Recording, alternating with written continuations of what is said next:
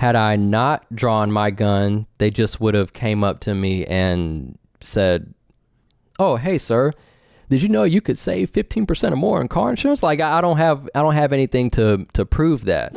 What's up, everybody? Today we're going to do something a little bit different, and I'm going to review this Jubilee video, or at least some of it. I mean, I'm looking at this thing right now. It's an hour and 23 minutes.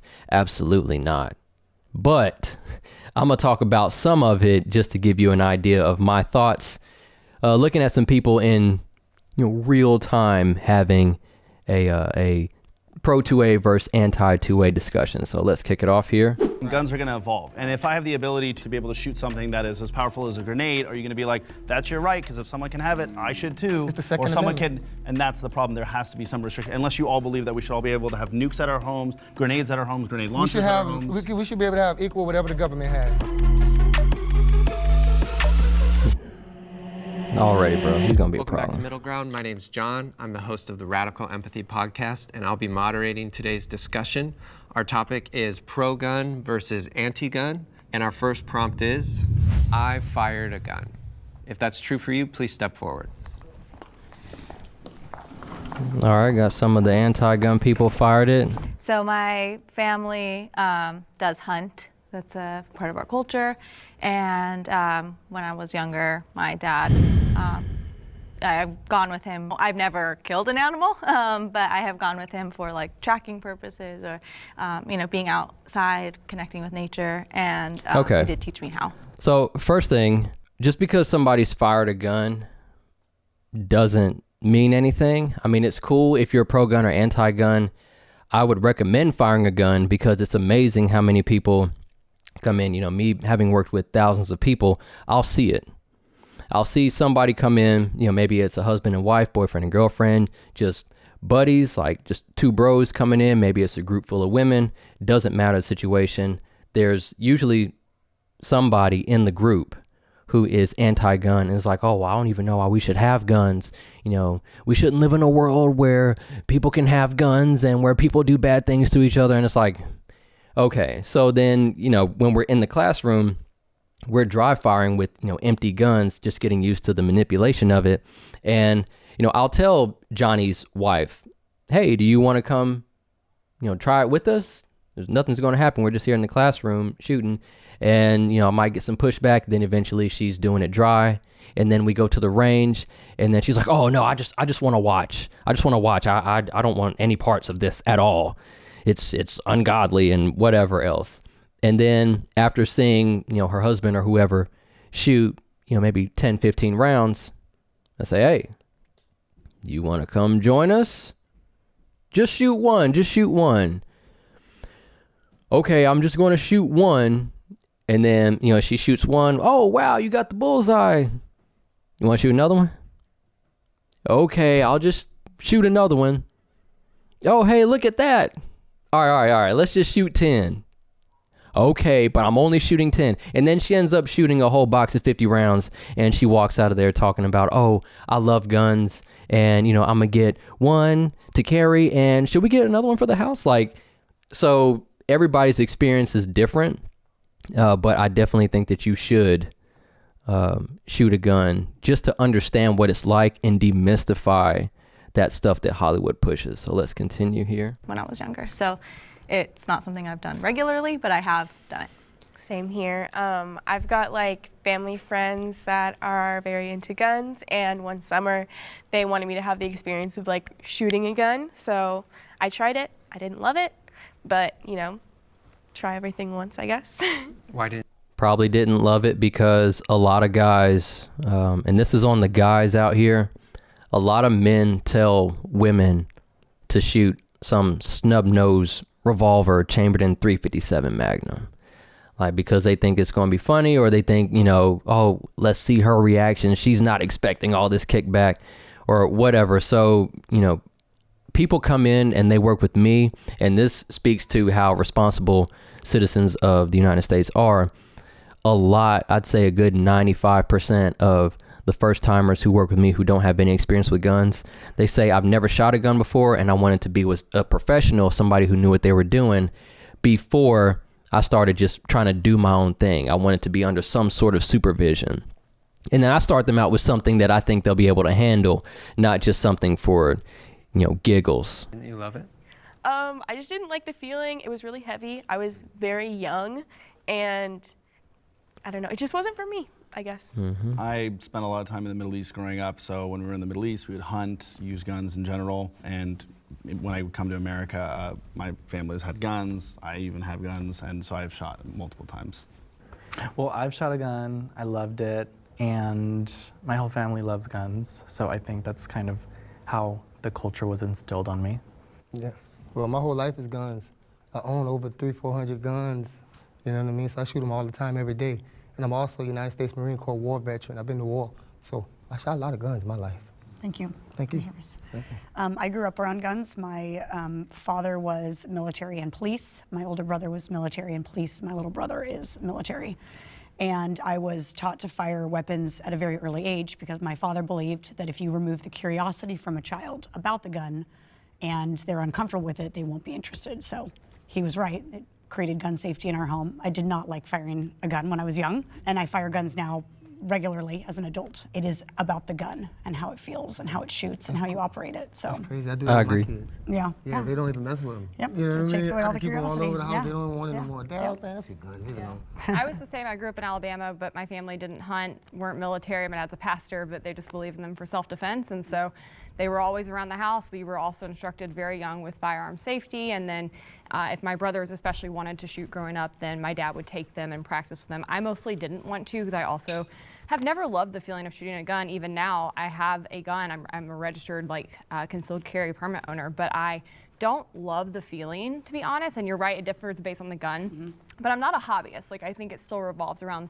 the element of self-defense for me. So it's something I think you need to take responsibility for. Would anybody want to kind of elaborate just on the feeling of firing a gun, whether it's positive or negative, just as more of an experience? It depends on the gun, but a lot of It them does depend on the really gun. heavily. Even I have a revolver that I got that's meant for women. It's about this big, and it's great to carry because it's small, it's easy, it's light, but shooting it sucks. It really hurts. Some of the larger guns, I've shot an AR-15, it's like butter. It doesn't hurt at all to shoot it. So it definitely depends on which instrument you're using. I think that's a good point. Like I said, what do you know? In my mild yet humble and entirely accurate opinion, you shoot a revolver, a little snub nose, it's going to kick. It's going to kick like a mule. It's going to suck. But, with an AR-15, I tell people that's once you figure out how to use it and you understand the 4 points of contact, that's going to be the easiest gun to shoot because you get 4 points of contact and it just absorbs the recoil, and there's not really much recoil to begin with. So, yeah, she's perfectly right on that. I don't know what they're about to get into here, but here's an issue. So, I have a video. It was my 5th video that I did. It was the #1 thing everyone gets wrong about the gun debate. And in that video, I talked about how you should establish a baseline for your talk, whether you're pro-gun or anti-gun. If you're coming together and having the conversation, then you need to set a foundation so it can't just degrade into guns are bad. And they didn't do that here. So what I would have done, being a part of this panel, I would have said, hey, before we talk about anything here, can we all agree that we can't blame the actions of men and women on inanimate objects? Can we all agree on that? Can we all agree that a loaded gun on a table is not going to hop up and shoot people at random? Can we agree on that? Can we agree that tools, inanimate objects that don't have life, are not responsible for sentient beings who then pick up the tool and use it for whatever they want? Can we agree on that? If we can't agree on that, I'm out, bro.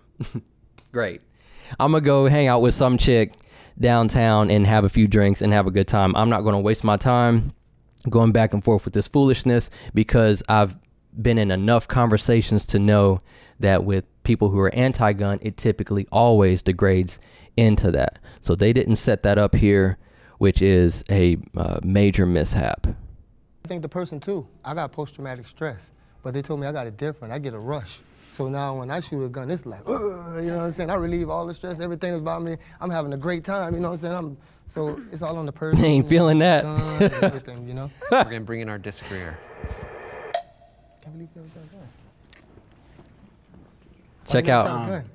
homeboy in the So, gray. His body language. growing He's up, holding his arm. He's ready to go we didn't in. really have a lot of guns around the house, and my cousins or my relatives didn't really have guns, or it wasn't like an outing. It wasn't a thing. It wasn't It wasn't an around, yeah. outing, and I found a pellet gun. That's the only thing that my father had growing up, was a pellet gun that he hid in his closet away. And it was one day where me and my sister were playing around, and I found it, and I actually, pointed it towards my sister.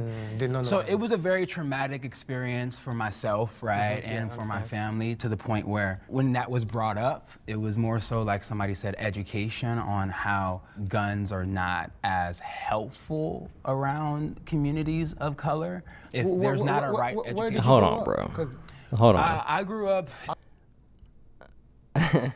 Okay, so brother man here, his mommy didn't show him how to handle a pellet gun, so he scared himself, and now he has come to the conclusion that guns aren't good for people of color. That's what we're talking about here. That's why I would have set it up a different way before we even start the conversation. He needs to go see the video that I put out of why black people should be pro-gun. There should be no black people who are anti-gun.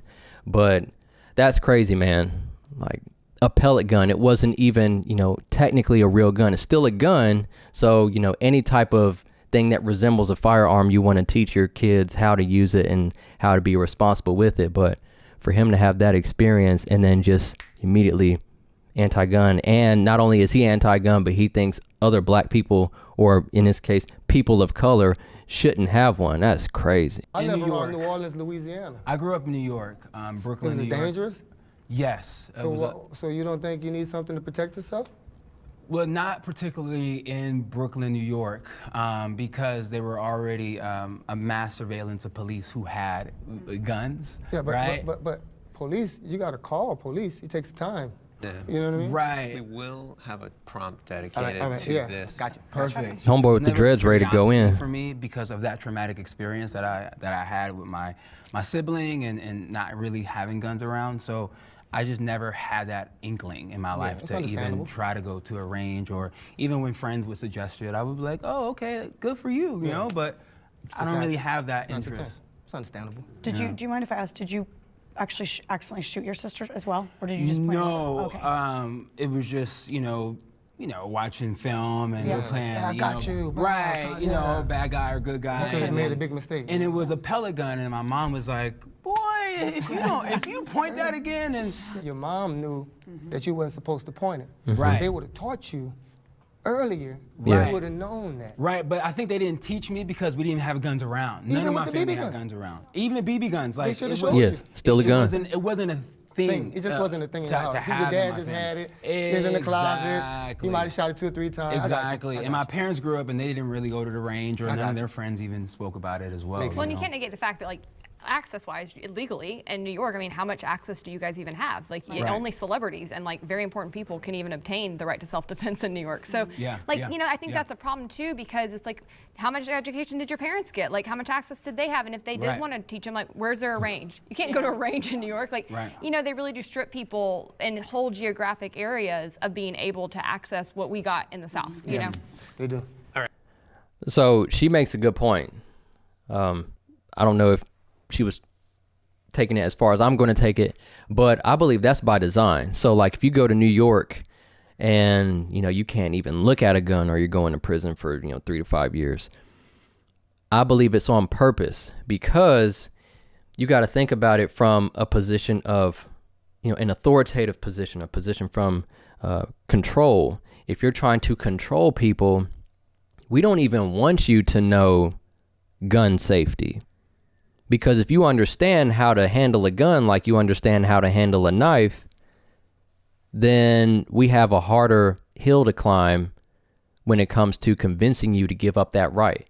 More people typically get stabbed every year than get shot. And stab wounds are on average worse than gunshot wounds, especially if the knife is going in and out. We can watch Michael Myers movies and, all these slasher films, and people are running around. It's scary.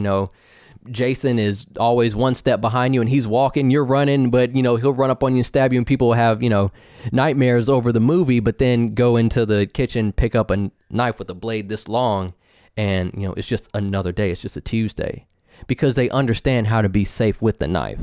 We teach kids how to be safe with plastic knives, and then we upgrade them to real knives that are a little bit sharper. Or sharper knives. The plastic knife is still a knife technically, but we don't do any of that with guns. So if we can remove the education aspect on purpose, then we can just feed them senseless drivel in the media and in Hollywood films, and we can make them scared, and then we can say, you know what, guns are scary, so let's just take them away. You don't need them anymore. Perfect example right there. So she's spot on. All right, we're going to reset. Next prompt. I'd let my children be around guns. Will the agreeers please step forward? Well, I currently have 3 children, ages 10, 7, and 4. I carry regularly, so they know that the gun is on my person. They never are curious about it. They never really want to touch it because they know what I've taught them, right? And that's what it comes down to, is I've taught them, you can touch this, you can look at it. It's not that exciting. In fact, it's actually quite scary. If you were to use this wrong, you would kill somebody. And that's terrifying to children, right? So they have learned, well, you know how to operate it, so you've got it and you've got us and you're keeping us safe. There's no need for me to need to touch that or look at it or play with it.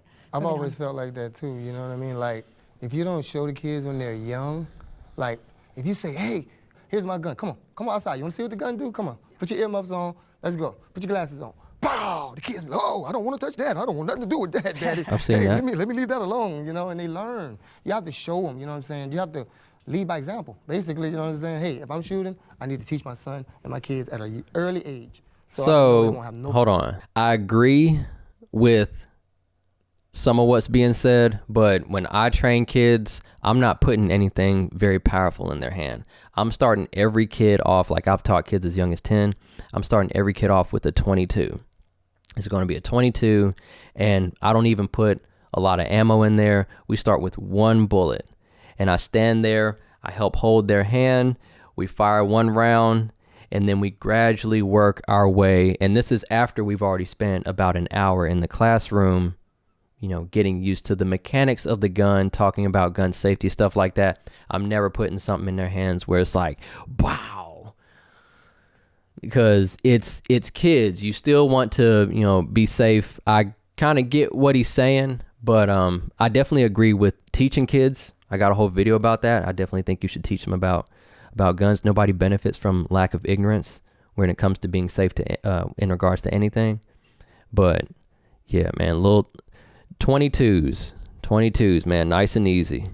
Problems later on down in life. If you tell a child, don't touch my gun, the thing that they want to do most is touch your gun. Like, anyone that has kids knows, if you tell them not to do something, that's all they want to do.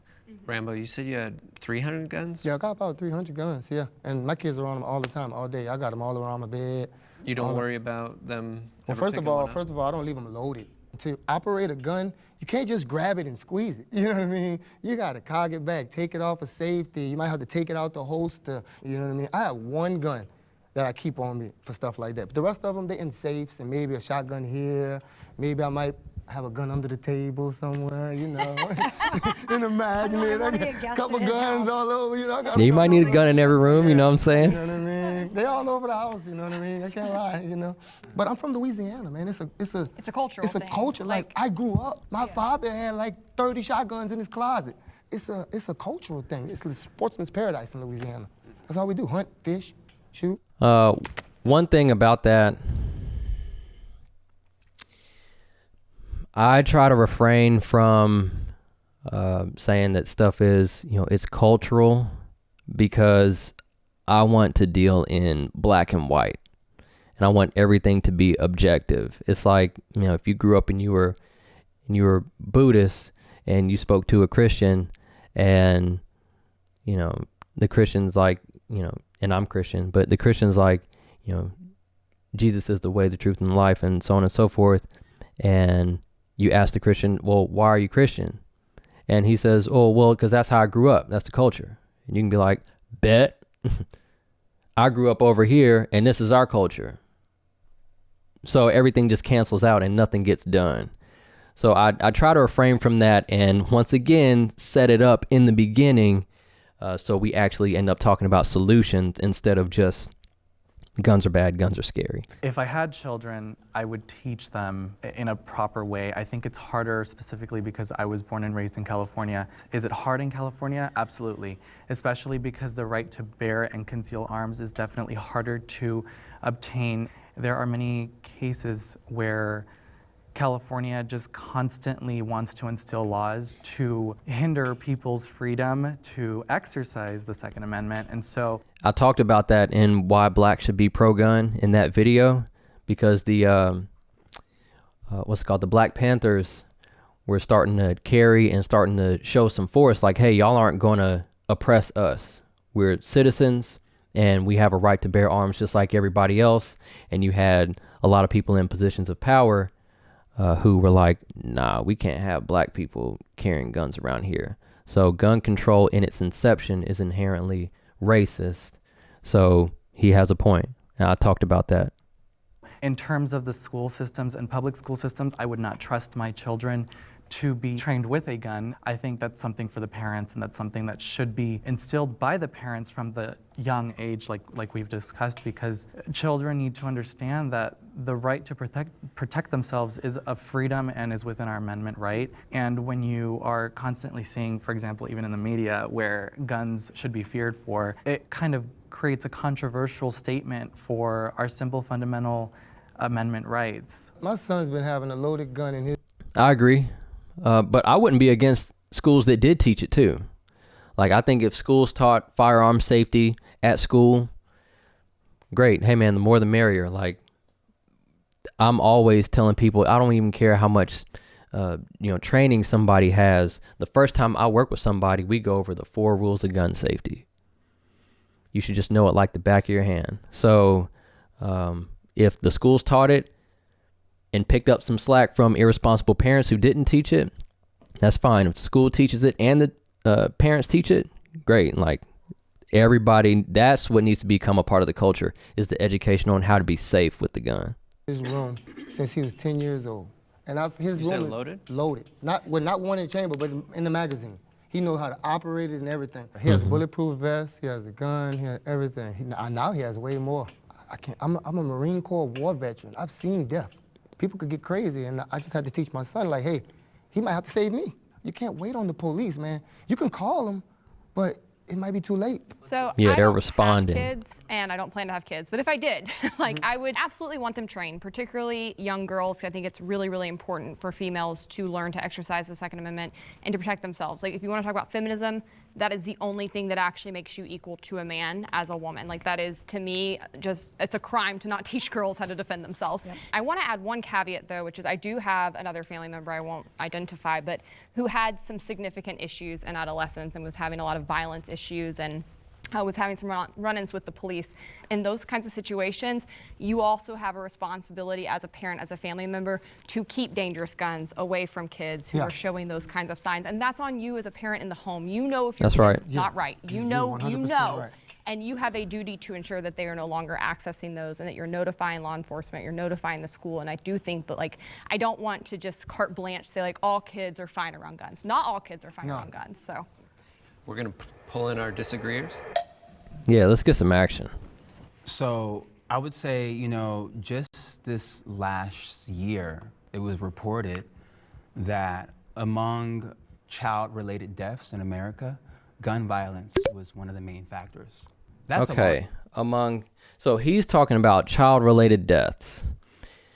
And I know what he's talking about. He's referencing a study where they did children 1 to age 19. Last I checked, 18 and 19-year-olds aren't children, but they did that for a certain reason to, have a desired outcome. But then the fact check has nothing to do with what he's talking about. They're saying, the fact check is saying, from 2000 to 2020, gun-related deaths among children and young adults. He's talking about kids. The fact check comes in talking about young adults, ages 0 to 24. what are we talking about? Like, this is something that I'm a little leery of, is, you know, people lying with statistics or trying to manipulate with statistics. That's a real thing. The lifestyle of a 14-year-old boy is vastly different from that of a 24-year-old man. So it's like saying, you know, there's a man who made $80,000 last year and there's a woman who made $40,000. Oh, it's injustice, sexist, bigotry. Well, what are we talking about? I mean, is the man living in Australia and the woman's in the UK, or are they both in the United States? Do they both work the same job for the same company?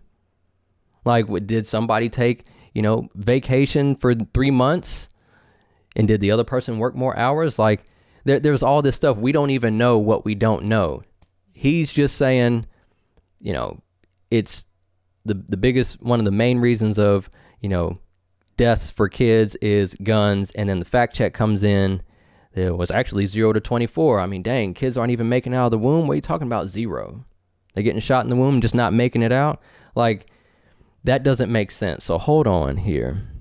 Okay, so I got some facts. So here are the facts. The CDC's underlying cause of death under 18, sorted by injury mechanism and all other leading causes, are: number 1 is certain conditions originating in the perinatal period.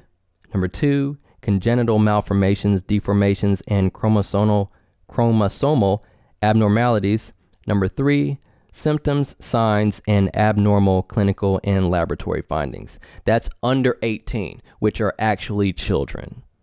We're not going to account for adults, which are 18 and beyond. So those are the top 3 issues under 18. But then it goes even further to say children 12 years old and under suffer more from suffocation, motor vehicle accidents, and drowning. All of those more than firearms. So, you know, when we do vast exaggerations of stuff, we have to know where it's coming from. So what I would prefer, I'm just going to make up some stats, but I would prefer it be laid out like this. I think this is a little bit more honest. So, you know, 18 to 24-year-olds suffered fatal injuries in relation to, you know, gun-related crimes to the tune of 4,000 from the year 2018 to 2020. Of that 4,000, 98% of those crimes occurred in metropolitan urban areas in the United States. Okay, now we know what to work with. Now we can say, okay, all right, that's going on, so let's dig a little bit deeper into that. Okay, the 98% that happened in the urban environments, oh, that was gang violence, because 18 and 19-year-olds and 20-year-olds in inner cities are largely, or not largely, but they're involved in gang activity. That's where a lot of gun-related deaths come from. Majority is, you know, self-deletion, and then the second highest percentage comes from gang violence in our inner cities. Now we can look at, okay, how do we lower gang activity and crimes that gangs commit? What do we need to do in our society, in our community, to bring that number down? Instead of just, oh, guns are the reason that kids 0 to 18 and 19 and 24, which aren't even kids, are passing away. Like that doesn't make any logical sense. Right?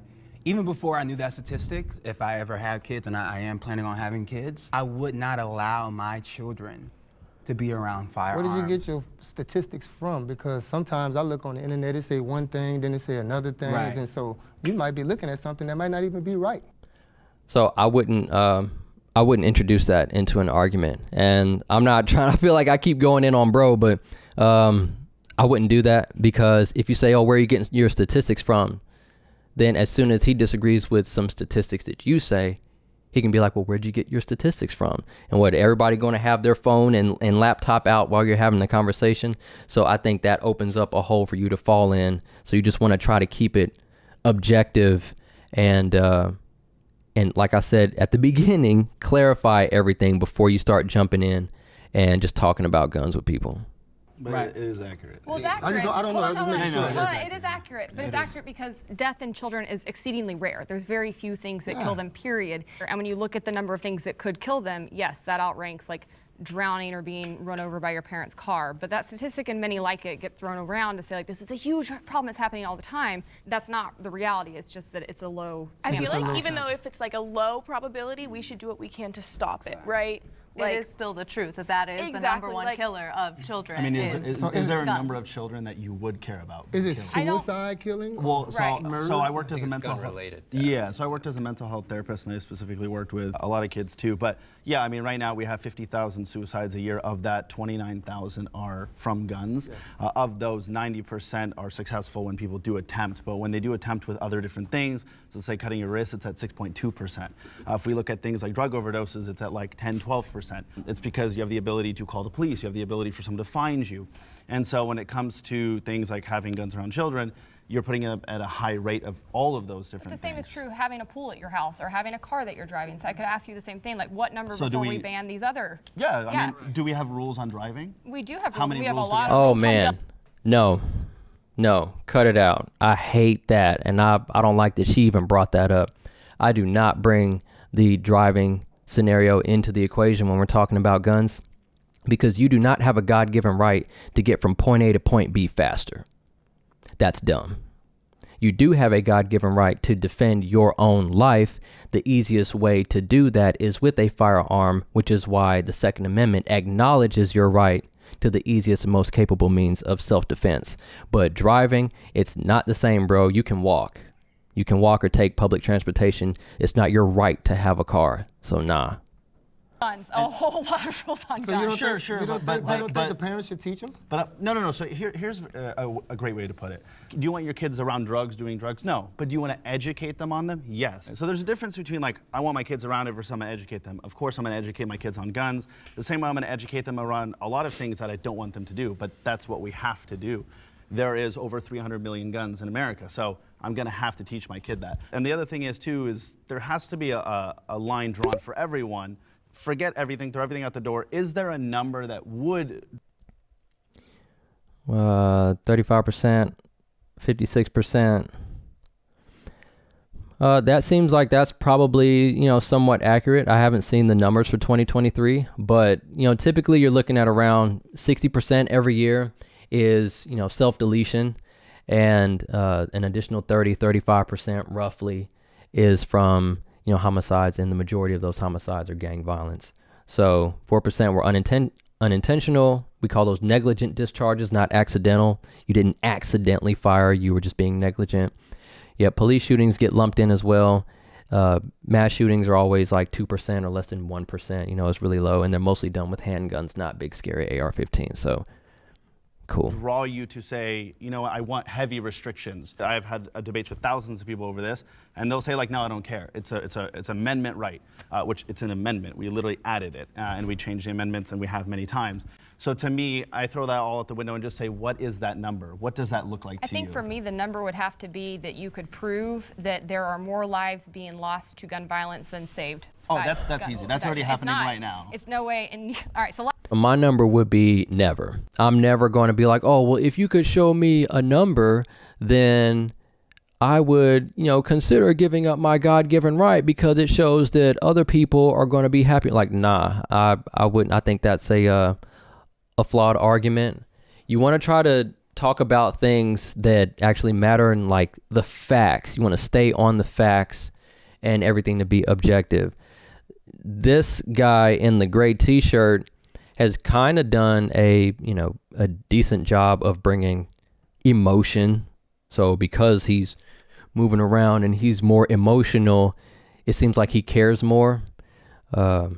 That's not necessarily true. That doesn't mean anything, but that's like a body language thing. And for him to bring that up, what number would it be? And then for her to, kind of fall into it because she's just trying to overcome his jargon. She's like, oh, well, it would have to be a number of, nah, bro, ain't no number. It's my right. Last year, Yeah. about 18,000 people were killed with a gun. Yeah. They estimate 162,000 people saved their own lives in interactions where they Wait, most you said certainly... how many people died with a gun last year? Around 18,800. There's or so. 29,000 just in suicides and guns last year. You're completely I wrong. said gun homicides. Okay, but- 18,000 yeah. or so gun homicides. And we're going we to have to separate ask- this out. Why? Because suicides are a whole different matter and require different solutions. But we're going to talk about No, no, no, no. homicides where That- you have no control in the situation. Yeah, that's right. Around 18,000 people were murdered last year with guns. Yeah. 162,000 are the rough estimates for how many people saved their lives last year with a gun. And so when define you save could, your lives. They were in interactions where the statistics show they would have definitely or certainly lost their lives had they not had a gun to protect themselves. So they were in high-stakes situations where had they not had a gun to protect themselves, it is almost certain they would have been murdered. How- I have a question. Did they certain? have to like shoot the gun in order to save themselves? Yeah, or that's just, statistic. Not Because always. I've studied Not that always. statistic in depth. And what Well, you you're didn't seem to know it. No, but no. no, they don't always have to have shot the gun. It is whether or not they had a gun. Sometimes they had to shoot it, sometimes they did not. But still, the statistics about how many people are saving their lives every year dwarf the number of hold gun on. violence homicides. There's a problem with the statistic. I'll make it quick, which is there's no way to say for certain you would have died if you didn't have a gun. Let's say I go in to rob someone with a gun, and then they had a gun and I left. That is not a statistic to say you would have died if you didn't have a gun. Right. And that's what that study actually shows. That's not what it showed. It shows they were in interactions where somebody had a gun to their head. They were in a high-stakes situation, and had they not had a gun to That defend person would have themselves, for sure pulled they the trigger. most certainly would have. How would you know that? The likelihood is very high No, that no, they how would would have. you know that? And again, what number is fine? So, like I said, bro, this probably would have been a situation where it's like, all right, man, I'm going to go hang out with this chick at the bar. I'm going to holler at y'all later because this is dumb. You can't prove a negative. I have a story in my situational awareness video where I talked about how 3 guys ran up on me, ski mask, hoodies. I drew my gun. Bad guys want something easy. They saw my gun and my aggression and me kind of moving towards them at an angle. They turned and ran. I can't prove that had I not drawn my gun, they just would have came up to me and said, "Oh, hey, sir, did you know you could save 15% or more in car insurance?" Like I don't have anything to prove that. Let me see this again. For you to say you don't have the right to defend yourself in that situation. I would say that because I would say I 40,000 would people dying a much year from rather that. err on the side of being able to defend yourself, and that's a lowball statistic. It's really around 500,000 to over 1 million they estimate maybe have interactions where they save their life, but they can't measure that because it's harder to measure things that don't happen. I had a question for the parents. So you said you Yeah, it is hard to measure things that don't happen. So that's like a moot point. There's really nothing to say about that. You can't prove a negative. But what we can prove is that majority of mass shootings, for instance, happen in gun-free zones. 98% to be exact. I have a whole video talking about how I solved the school shooting issue. And when you look at that, I have a chart when I'm talking that comes up on screen that shows 98% of them happen in gun-free zones. When you really start researching mass murderers and what they do, they typically take on average a year to 2 years to plan. Yeah, a year to 2 years. And their books look like it could be a dissertation for somebody trying to get some type of degree or certification or whatever as a doctor, because they're scouting the place. They know who works there. They know if it has security, if it doesn't, how many people are going to be there at this time. They've already planned it. And, buddy of mine named T, when he was working in an office at another job, there was a Navy SEAL guy, he said, came in there and he told them, hey, if there's ever a mass shooting event, you guys want to just leave. Don't try to be a hero because you don't know if that person's working alone or has help.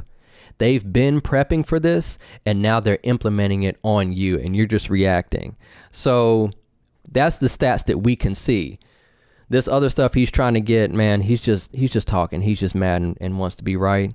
It looks like the woman in the blue pants did a pretty good job of handling it. She's in the moment. I'm armchair quarterbacking it here. But yeah, and it looks like we're at 16 minutes in of an hour and 23. I'm not going to talk about all this, bro. So I'm going to leave a link in the description. You can feel free to go watch it. I just want to give y'all a little bit of insight of how I view things and how I, digest information as I'm hearing it. If I was to be involved in a, pro-gun, anti-gun discussion. Hope you got some value from this, and let me know if you want to see more of it. Like, comment, subscribe on your way out. Roll mine, Austin Trainings, baby.